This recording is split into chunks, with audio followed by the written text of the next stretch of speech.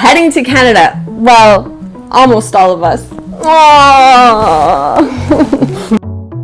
First time traveling as a family during COVID with all these new regulations. So we're hoping to share with you some tips and tricks and experiences we have to make your traveling experience much better and more smoother.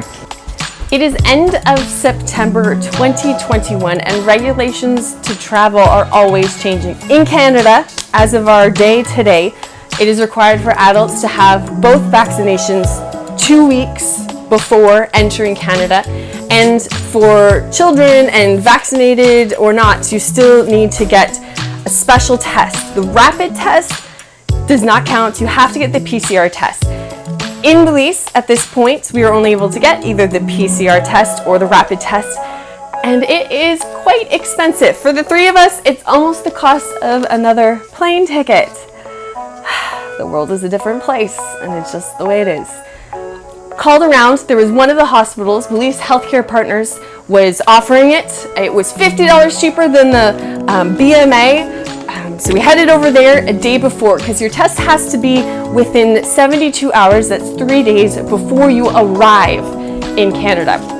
So we went over there early morning, 7 o'clock in the morning to get in line. There was only one person in front of us, get up to the counter and whoops, we're not offering that service anymore. We're low on tests. Now I'd called ahead. They said they had it. It's a little bit of a panic because I'm thinking if they're low on tests, where else am I going to go, and are they low on tests and no longer offering? Because that's my only option, and I'm running out of time because the test takes about 4 to 6 hours to be able to complete. So we run over to VMA. Thankfully, they're offering the test. A little bit of drama because it's just got to be one of those days when you're already stressed trying to go, and their credit card machine's not going to work. And when you're paying $350 each for a PCR test, carry that kind of cash, kind of need to use the credit on this one. Finally, they got another machine, got it working. That was an interesting test. My children are quite brave. I thought they did really well. Didn't really appreciate that it seemed like the one girl was in training and she, like, I can take it, but it looked like the newbie was the one who was digging around my children's nose.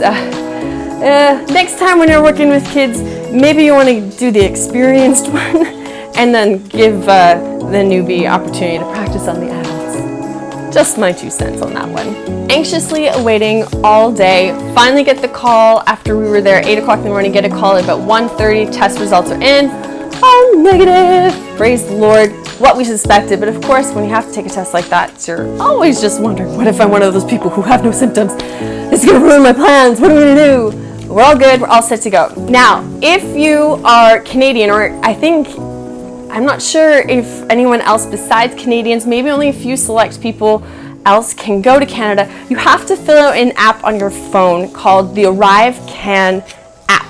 And on there, you have to put in all of your information about your vaccines, about your tests, when you're going to arrive, and it even has a little countdown on it as to when you reach. So I'm hoping my plane's not delayed. I'm not sure what happens when that countdown expires when I land at 11:15 and the, I don't know, timeout. But I'm still within my 72 hours for my test, so we'll see what happens on that side with that app. But traveling to Canada is now a couple more hurdles you have to go through. Traveling with children, without my husband, don't forget to get a special notarized letter signed by a lawyer. Used to be able to just a JP, now it needs to be signed by a lawyer stating the date, stating that you have permission, your address, passport numbers and information. That's another important thing when traveling with children to not forget. When you have a notarized letter, almost forgot, make sure you have a copy of their ID to go with the letter. But I have everything ready, got a handy little pouch to keep all my stuff in. We're ready to go. Today is a complete shutdown day. So unless it's an emergency for medical or groceries, which I don't really understand, or gas, which I don't really understand either, because if you're not going anywhere, why do you need gas on a Sunday? Anyways, so it should be really quick to get to the airport. We don't live that far anyways, but there shouldn't be any traffic besides police, who hopefully won't stop us, and if they do, we'll hopefully understand we gotta get to the airport. don't expect the airport to be too busy, especially during COVID times. So we'll see what it's like inside.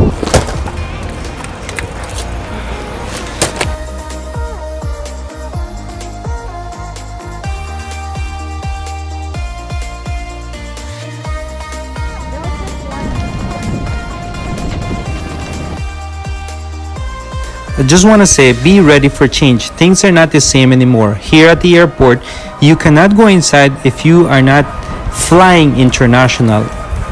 You just have to wait for your family to do all the document work. Then they can come outside, wave goodbye, and you give them their last hug. And there they go. They fly into the US, then into Canada, and get 2 more COVID tests, part of the regulations. So there's some extra security checks we had to do. Just stated that we have had our COVID tests and that we were negative. Had to show our negative COVID tests already. Get our immigration form that we need to fill out before we go in.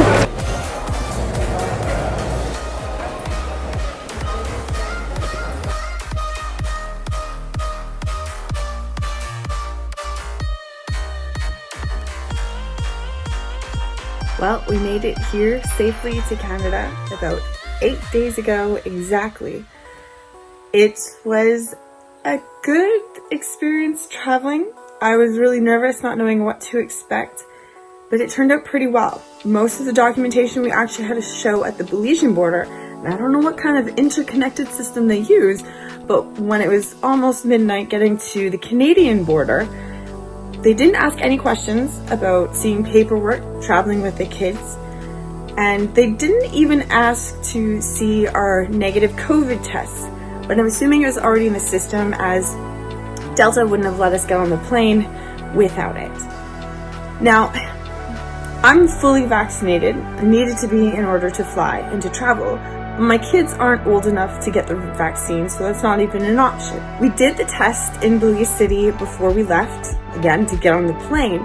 But what was surprising is as we were leaving, when we get to the arrival parts after we get our luggage, usually where our ride and our family get to greet us, it was like a mini clinic. Because the kids, again, couldn't get vaccinated, even though they had taken COVID tests, not the rapid kind, the other one, like way up there, they were required to do it again. Nobody ever told us about this app called Switch Health, but apparently it's what we needed in order to get the kids through the next stage of processing. So we had our luggage, we had really tired kids, and we had to then sign up for the account with Switch Health at the Toronto airport. The kind gentleman got me and my kids all signed in there. We went around another corner where the kids had to take another test. As we were leaving, they gave us 2 little boxes and said that on the 8th day, we needed to test again. And we had to log in to the account where we would be in a waiting room, and we would then meet with someone who would supervise the test and make sure we did it properly.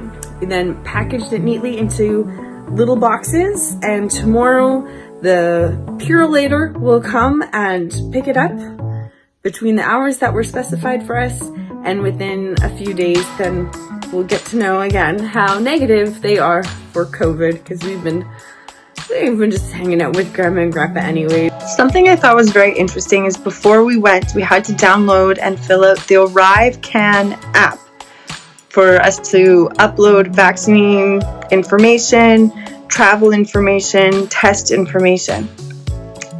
Something interesting is it says don't fill it out until at least 3 days before your trip. I filled it out about 48 hours before, as soon as we got our test results back from our COVID tests in Belize. But by the time I was at the airport on our connecting flight from Atlanta to Canada, I checked just to make sure everything was in order, and it had expired. Apparently you only have 24 hours, and then you have to refill out the information again. But once I got there, they must have had everything in there, because again, there was no checking my app, there was no asking questions. They must have already had it in their system. These are $2 bills. Yes, we have $2 bills in Belize. there's a fee of $4 for parking at the airport. Thank you too. Get a little ticket here. And the gate opens and we go. So one of the things here at the airport, you can rent a vehicle, but just 3 miles or 2 miles, we have a lot of car rentals as well. We are a Belizean family. While I grew up in Canada, the rest of the family is born here in South America, and this is home that we love. But since we've got family back in Canada, we get a few different experiences that not every other Belizean gets to be exposed to. We love the nature, we love the outdoors, and we want to take you on an adventure and give you a little taste of what our life experiences are about. I hope this video is helpful for you as you travel. Remember, follow the Unbelizeable Perez's. Next journey is Belize into Mexico. Keep it unbelievable.